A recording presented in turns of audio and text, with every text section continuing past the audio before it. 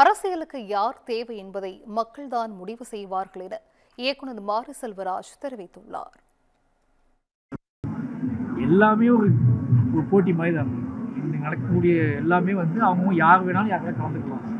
But result மக்கள் தானே முடிவு பண்ண போகிறாங்க எல்லாமே. அதனால் யாரும் இங்கே வரக்கூடாது போகக்கூடாதுன்னு சொல்ல முடியாது, நம்ம சொல்ல முடியாது. எல்லா துறைகளிலையும் எல்லாரும் அவங்க தன்னை ஈடுபடுத்திக்க முடியும். பட் மக்கள் நீங்கள் சொல்கிறது மக்களுக்கு எனக்கு யார் வேணும்னு மக்கள் முடிவு பண்ணுவாங்க.